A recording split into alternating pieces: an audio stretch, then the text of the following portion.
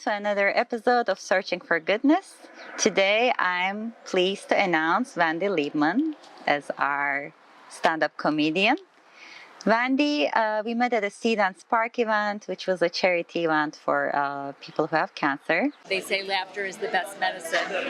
So I love We Spark. It's such a beautiful organization. I've had friends who have used the facilities, and it's really changed their lives.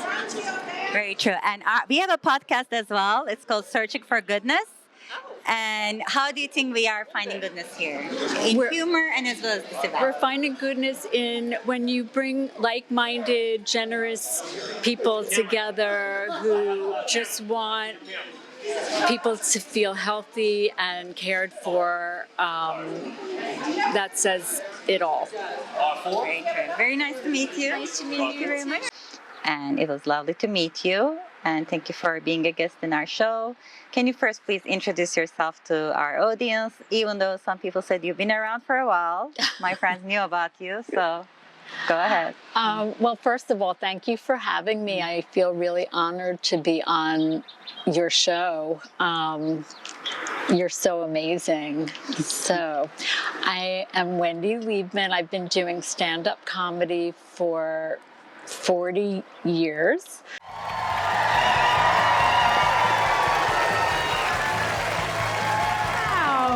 Thank you. Somebody just hugged me so hard backstage I can skip my next mammogram. They also said I was dressed like a realtor. I don't know. I don't have a lot of clothes, but I have 2 sets of everything because my weight fluctuates. So like I have a little black dress with spaghetti straps and then a larger black dress with lasagna straps. It smells good in here. Can you smell my perfume?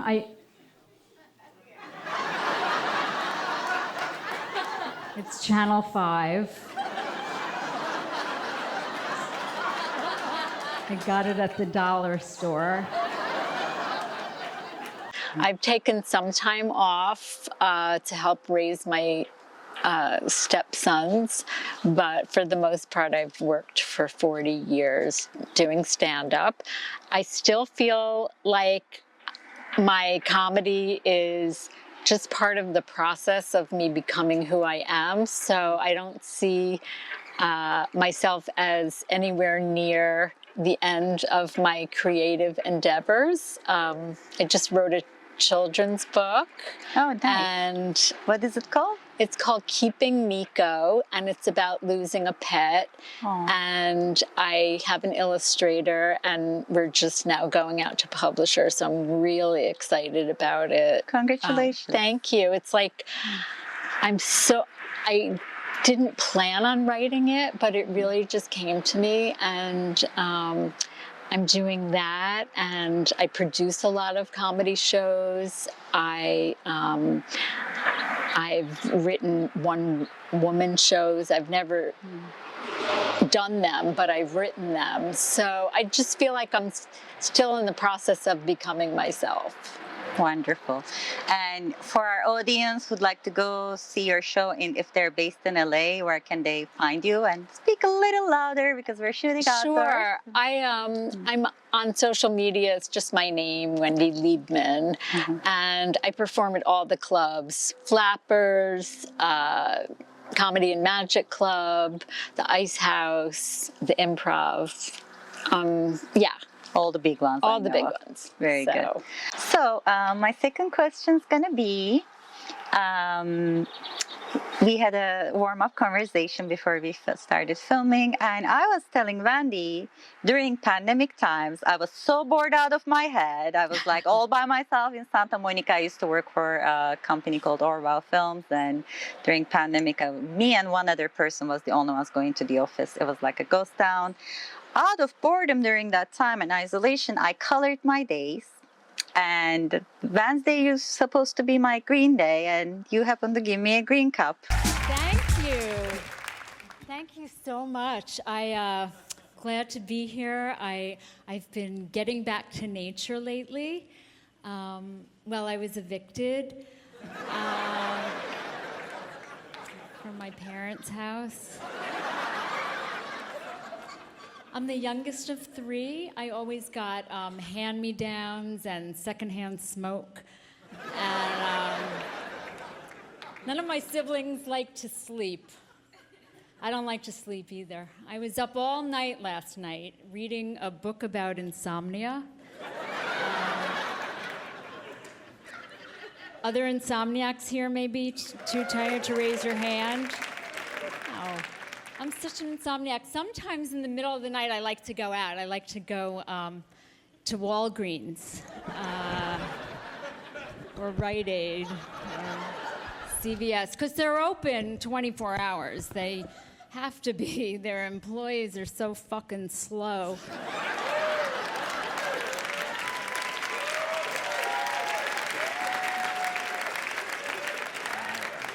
I'd be tired too if I had to work that late, though, so.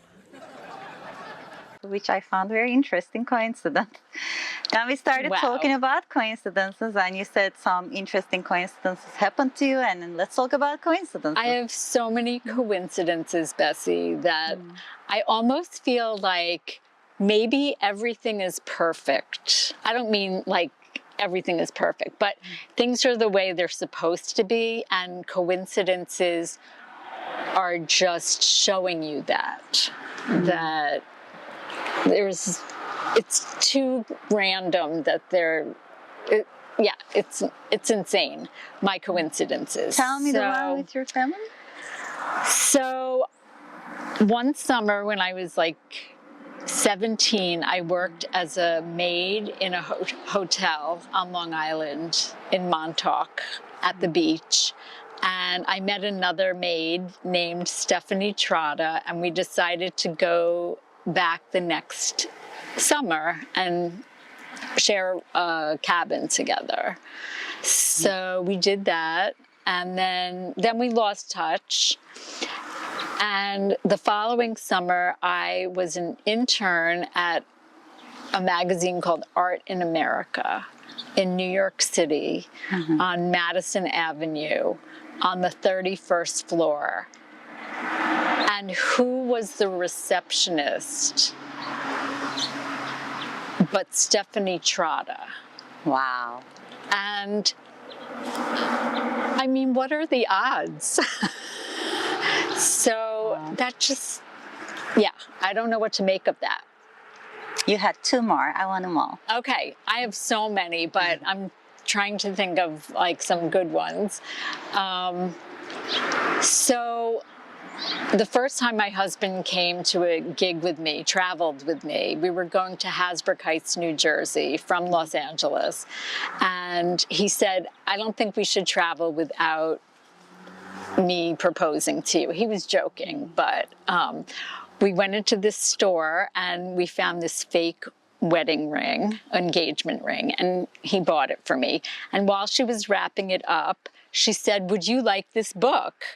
And the book was called The Pop-Up Book of Phobias. So like you would turn the page and it would be like a dentist drill or a spider would pop up. And we were like, no, that's nice. It was $25. We don't need that book. The very next day, we go to Hasbrook Heights, New Jersey, and I'm performing in a club called Bananas. And my opening act was a guy from New York City. And he said he'd been doing comedy for 8 years, but he also just wrote a book called The Pop-Up Book of Phobias. Oh my God. Wow. And I used that book in my short film Escape Room. You know that book? The characters look at that book and then all their phobias happen in the escape room. No way. Someone explain to me what an escape room is. You go into a room and you solve a series of puzzles in order to find the key that leads you out. If we find the key in time, we win. What if we can't get out in time?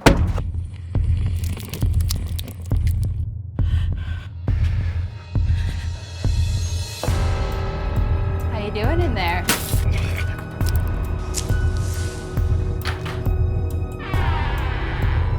Guys, I think I found something. I can't stay in here. This was supposed to be fun.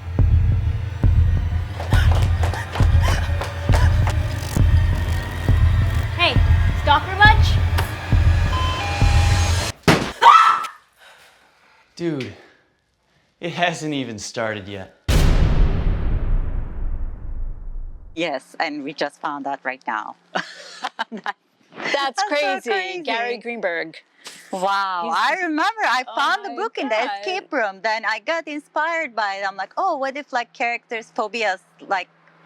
That's crazy. Yeah. Before I met my husband, I got somebody's initials tattooed to my body. And it's like it's where my appendix scar is. But I had just seen my mother-in-law in the hospital, and you could see her whole body. And I thought, what if my stepsons see my tattoo? What am I going to tell them? And I looked down and I said, J is for my husband, Jeff. A is for my oldest stepson, Alex. And R is for my youngest stepson, Ryan. And it couldn't have been more laid out. Like, what are the odds? What are the odds is really don't tell me you have JAR. It sounded like destiny. No, I don't have any tattoos yet. I've been shopping all my life, window shopping all my life. I still couldn't decide. I mean, I didn't plan on getting a tattoo, but, and then I guess one more, when I was first starting in stand-up, I thought, who would I want to be my manager? And I thought about the comedians that I loved, and Stephen Wright is one of my favorite comedians, and I thought, oh, I would like his manager to be my manager. And I still lived in Boston, and I still had a day job, and there were still rotary telephones at this time. I'm talking 40 years ago, right? Yeah. And it was harder to find people because there wasn't the internet. So I had to do a little research to figure out who was Stephen Wright's manager. So I found out who, and I was planning on coming home from my day job and calling him that day. Well, I get home, and there's one message on my answering machine, and it's from Stephen Wright's manager. Wow. Saying, do you have a manager, and would you like to be represented? Very like, what are the odds? So what do you make of all these coincidences? I just don't know. Maybe they're all around us, and if we pay more attention to I don't know. I really don't know. I see a lot of like numbers. I always like try to make something with numbers or colors. It almost feels like, God and angels can't speak in our language or universe, whatever you call it. They talk through, expressing through those things. I feel like they're trying to tell us something. I always try to make a meaning when I constantly see things, because I don't know. I was really a big fan of Spielberg's Close Encounters of the Third Kind, how like the music and the colors were making. How did you pick green for Wednesday? I don't know why I chose what color for what day, honestly. I'm not sure what was the reason of each color, but I remember every color, and I only enclosing one. Some of my close friends know, but I don't tell everyone. But now I gave away one color. Okay. Now people know one color. Well, you did wear the green hair tie. I did, yeah. I always I don't dress like all green or anything, but I put like either socks or tie or little something. I put a little something. But one day when I have Commerce as my sponsor, I like all colors of Commerce. I love that. Yeah. And red lipstick. I'll get to that. Okay. After our little cutaway. But I'm an insomniac, and I couldn't sleep at all. Recently, I was in Alaska. I was in Alaska for 3 days and 6 nights. And I stayed at the One Season, and I got... it was so cold there, you guys. I saw a dog wearing a cat, and I knew it was a preppy dog because it just had the paws tied around its neck. Yeah, I wore red lipstick. Of course, after drinking a lot of coffee, it smeared a little bit. But I heard women used to wear red lipstick against Nazis. So I decided to wear more red lipstick because I have a problem with all the Nazis and racists. They're exactly opposite of everything I'm standing for. And I see them exactly opposite of goodness because there's nothing good in hating a certain group of people or hurting them. And I wanted to ask you about the current world events right now. Like very recently, yesterday, I heard Gal Gadot had a star in Hollywood Boulevard. You haven't heard it before, but I saw it in the news, and protesters go there and protest Gal Gadot. And, there's a lot of anti-Semitism going on lately. Yeah. So what are your thoughts on that? So first of all, I saw a video about the red lipstick, and I tried to wear red lipstick, but it just didn't look right on me.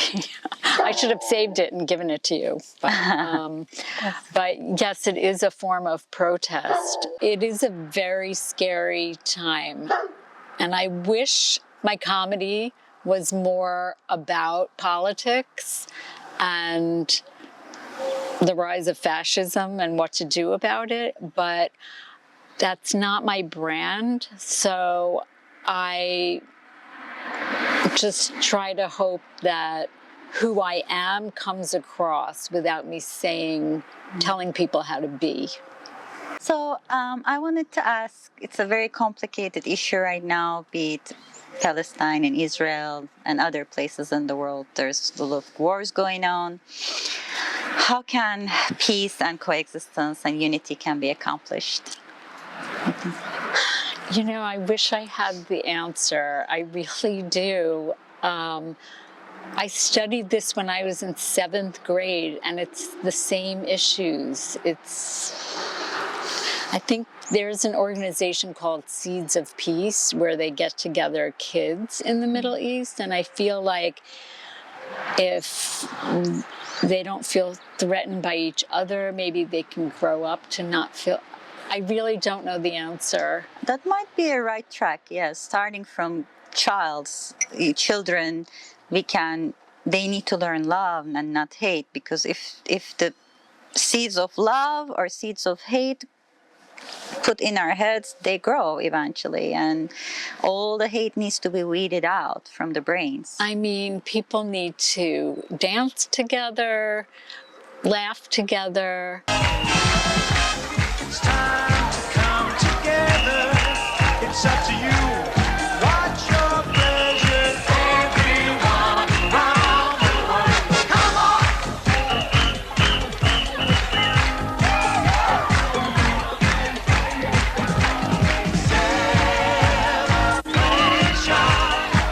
Let's all celebrate and have a good time.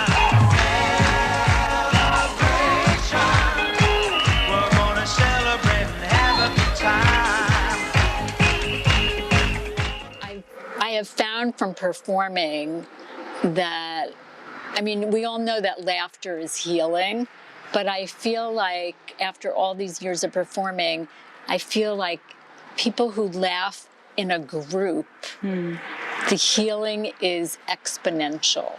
And I heard it extends life. Laughing, they say, extends your life. Right. Well, it's aerating. There's a whole field of study about laughter called gelotology, and it's just good for your body. It's like jogging within.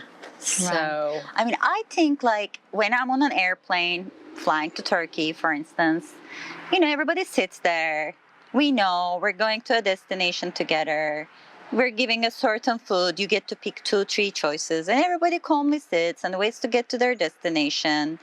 And also whatever's going on in the skies, and so many planes crashing. Why, I don't know what's going on lately, but I really would like the satellites or whatever, or aviation department, whatever happened gets fixed, and no more people or planes air crash traffic now. control.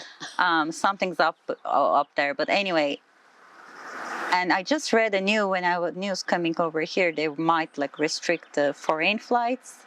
I just heard something was going on that direction. I really hope that also doesn't happen. We would like to be able to see our families all over the world and still go see places. Anyway, all these news coming to my mind. But basically, everybody peacefully goes, eats their food, and gets to their destination equally. Okay, business class gets a little better, maybe a little better fruit than the economy class, but that's about it. Nobody starves. Or we go to a wedding. People from all different kinds of religions, all different kind of cultures, they come together, they eat, they dance, they have fun together. No problems. I mean, then why can't this be accomplished in the world? You know, why can't everyone be given an equal amount of opportunity? Okay, we can still have a little richer people if they work harder for it, if they really earn it. That's okay, but I don't want to live in a world where I see constantly homeless people on the streets.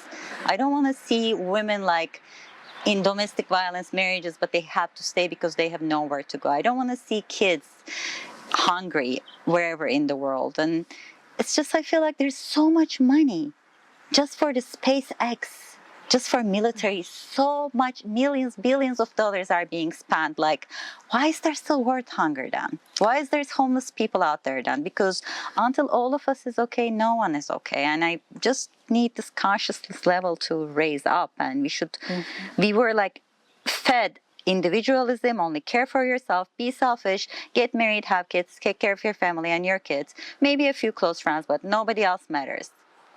No, everything's connected. If somebody's hurting over there and you're wondering, why am I depressed with all these millions of dollars right now? That's why. Anyway. Well, I have said before or felt that we're all on one big plane. Mm-hmm. That's why you can't smoke on the plane anymore. I also get perspective being in a plane. Like, I realize how minuscule I am.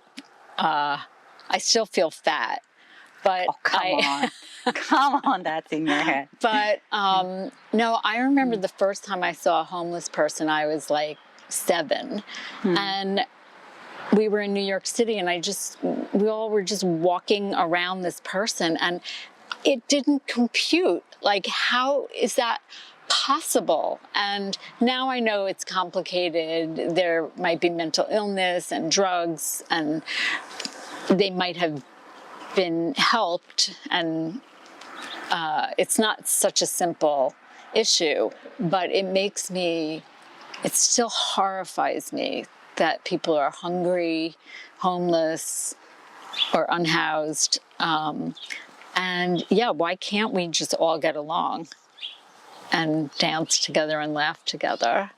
I guess it starts with just what you said. I mean, it has to start with children. We have to get it started with children. And yeah, and also I answered some questions for an article for you, and in it I said that if we all just metaphorically kissed the ground that we walked on, like if we cared about our space and loved ourselves.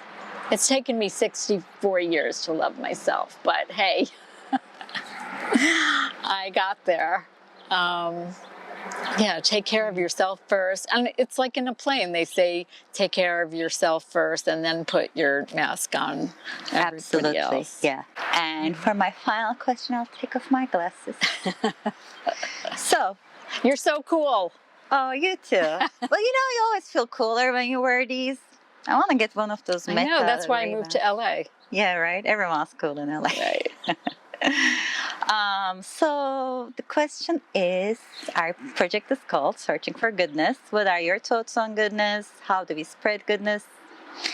You can talk a little bit about the animals if you like, because I see you're feeding birds and you have 2 dogs here. That's one thing.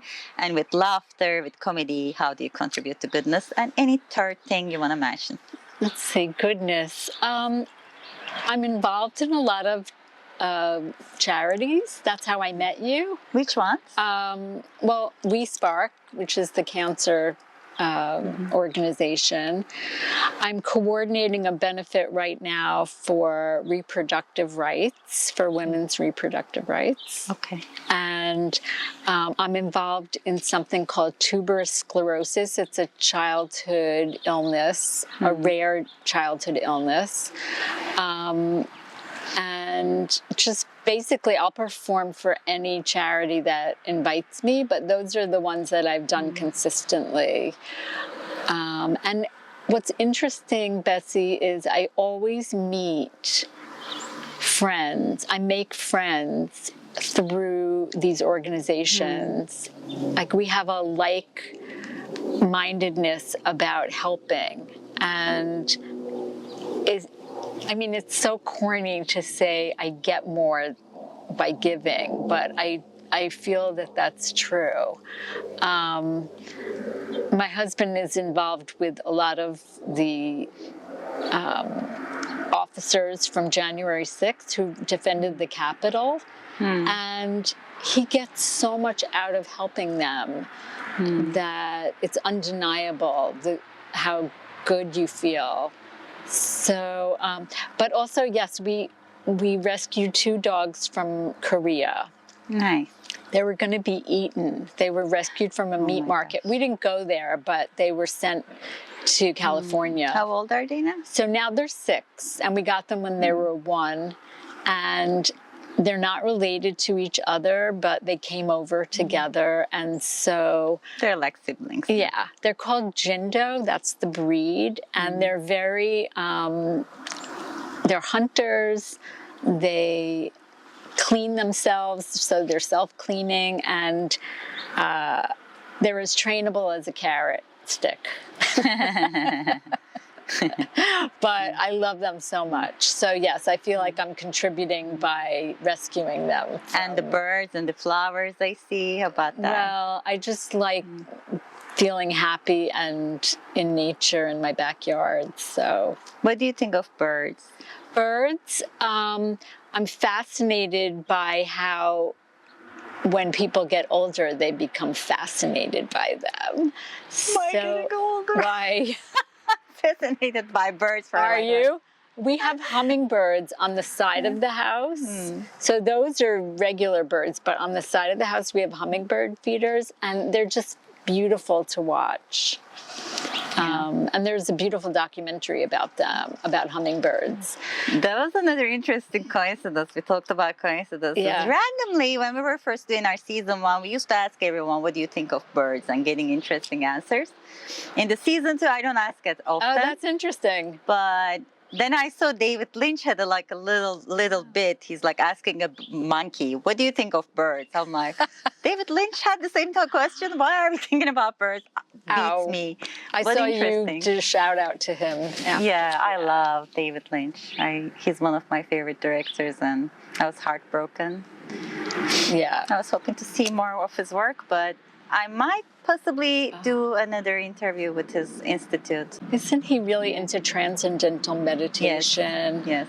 And he also is into Bob's Big Boy, or that restaurant. Yeah. Everyone went there and did like ode to David Lynch. And they left all this food outside, but they had to take it away because animals were attracted to it because it was... Let them eat. That's what I think. I mean, when I ask about goodness, like, I'm not really just thinking about humans. Like, I care about all the living beings on Earth. Like, and really bad news I keep hearing. There's deforestation happening, more of it. Whereas some other places in the world helping forestation. I think USA should be going towards more forestation too, because we need more oxygen. We need more animals. Einstein mentioned the importance of bees. He said, Bees, wow. If bees disappear from Earth because of all the old ecological system, the human race would like survive 4 years or something. That's how everything's connected. That's what people don't get. And that's just one example he gave for bees, but what he said could be for any other kind of animals Well, we're interdependent. We all need each other and nature. And it broke my heart that fires happened, not just houses burned, like God knows how many plants and animals were gone during that time. So it's horrifying what happened with the fires. And yet I also see all this goodness that comes out of it. People banding together, doing concerts. Fritz Coleman, who was the weathercaster on NBC for years in LA, and I have done comedy benefits to raise money for wildfire recovery. I just see a lot of love that comes out of it as well. So, don't get me wrong, it's the most horrifying thing. Right. Devastating, and I know people who lost everything. But I broke my leg a few years ago, and as a result of that, it wasn't the worst thing in the world. I felt so loved, like things I wouldn't have known if this bad thing hadn't happened. I was hit by a car. I felt the other side of it. It wasn't all bad. So I don't know if that is part of your thesis, but goodness can come out of the worst. No, that's a great point of view, because I really do believe in yin yang, in every darkness there's a little bit light, and every good thing there's a little bad. Right. Like a mom being overprotective to her kid can be actually harming her kid or enabling too much. Whereas, in a bad situation, we can also find goodness. Like people come together, even in those movies like Independence Day or whatever, like against a threat to humanity, then people come together. Against the disaster, people come together. And I mean, without any further disaster, I just would like people to come together and, like you said, sing together, dance together, laugh together, help one another. Take their SATs together. No, I'm There, you're a comedian. I mean, I've seen protests all over the world right now. I saw one in Germany, Serbia. People are on the streets, big crowds. So I hope that helps. We just don't know. One thing that helped, we showed our consumer power. I mean, when the elections happened, I was looking at stocks. They were green and up, and then because of a few things that really offended people, all over the world, people are protesting and boycotting. That shows the power we have. Right. I mean, if we live in a capitalist society, maybe that's as simple as that, showing our reaction with the products we use, don't use, maybe supporting more mom and pop shops, supporting more local artists, and giving less to the bigger corporations make a little difference. I mean, that would help everything, actually. I majored in English because I'm also a writer. I write, they're mostly checks. They're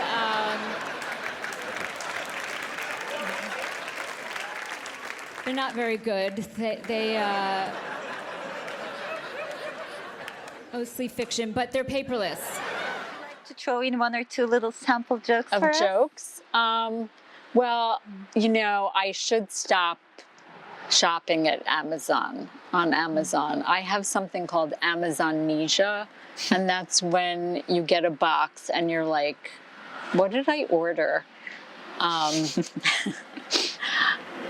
But I have been trying to be minimalist. Somebody gave me that book called The Life-Changing Magic of Tidying Up. Have you heard of that? I heard there was a lady making a little show like that. Right. Marie Kondo.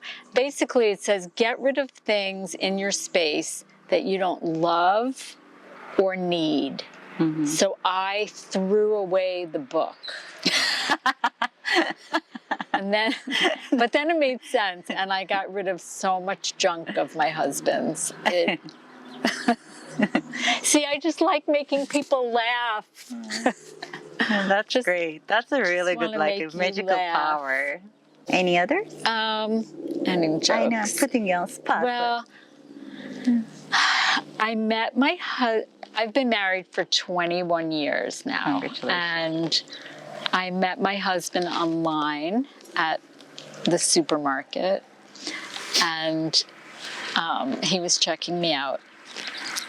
But I recently officiated my niece's wedding, and I've been on the Tonight Show, but this was the biggest honor of my life. Like, this was my happiest moment, was officiating her wedding. And she's a millennial, so nobody caught the bouquet because they were all looking at their phones. but she handed out participation roses. Anyway, I wanted to give them advice.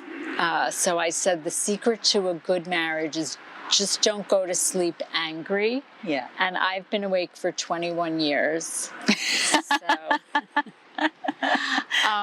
So I don't have kids. I couldn't have kids according to my lease. But when I met my husband, he had a 5-year-old mentality, and he had 2 sons. They were 4 and 8 at the time, and we get along great now, but when I first met them, they would say things to me like, I don't have to listen to you. You're not my mother, you know, because they heard my husband saying that to me. But they're older now, and my 30-year-old, he just turned 30, I can't even believe it. He works at Applebee's. No, he works at Apple, and one time I fell into the pool in my clothes, and he pulled me out of the pool and immediately put me in rice.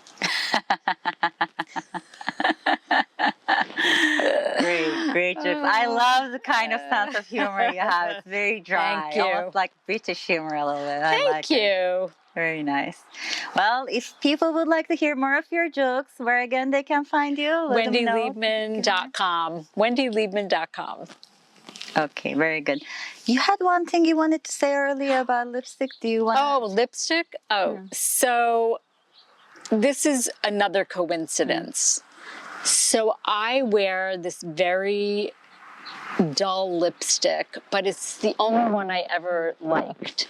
And makeup people say, no, you need to pop more. But anyway, I like it. So one day I get home from lunch and I get a Facebook message from this guy who said, I was sitting next to you at lunch and I just wanted to let you know I'm a fan. And he said, I work at MAC Cosmetics. And I said, you discontinued my lipstick color. Why did you discontinue my lipstick color? And he goes, I'll have them make it for you. Wow. So every year, it's been discontinued for 15 years. Which one was that? It's called Expose. Expose. And I can't find it anywhere. I mean, they don't make it anymore, except he has like 8 tubes made for me every year. Oh, that's amazing. So what are the odds of that? Wow, that's amazing. So, wow. Well, you got to get some product placement from that. I know, right? That's a good free ad they got. His name is Gregory Arlt. I'd like one. I know. Would you make another 9th one for me? I want to try one. No, that's a good color on you. Yeah? Yeah. Yeah, I'll go more with red from now on. A kiss of FU to the Nazis and racists. Oh, that felt good to do. Anyhow, that's it for now. Any last words? Any last promoting yourself and your work before we close? I also do a podcast called Who's Up with Wendy and Nancy. I'm doing it with a new friend, so we're getting to know each other late at night, and you can eavesdrop. So Who's Up with Wendy and Nancy. Sounds good. I want to check it out. Okay. And I can also be a guest. I've been a guest to my friend Kelly. Her podcast is called I Love That For You. Oh. Yeah, and she said it did really well. So well, we don't have guests yet. You don't have no, but we're yet. going to. We're going to bring on friends. Okay, I can always return the favor when you'd like it. Thanks everyone for watching Searching for Goodness again. Make sure to check Wendy Liebman out. And we will end our show as usual saying, for our goodness, warriors of goodness, goodness will win. But I don't know about you. I hate being cold. I can't wait for global warming. I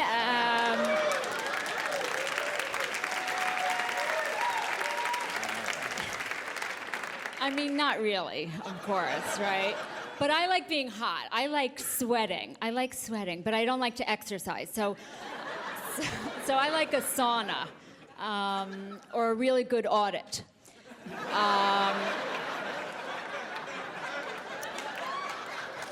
Because that'll make me sweat, right?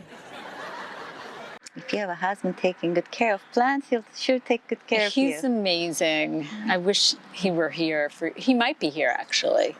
Okay, maybe we get to say hi. Yeah. Hey, if your astrological sign is a Gemini, you know, the twins, right? Can you drive in the carpool lane? No? Okay, my cousin, actually, she asked me if twins were the results of a multiple orgasm. I'm like...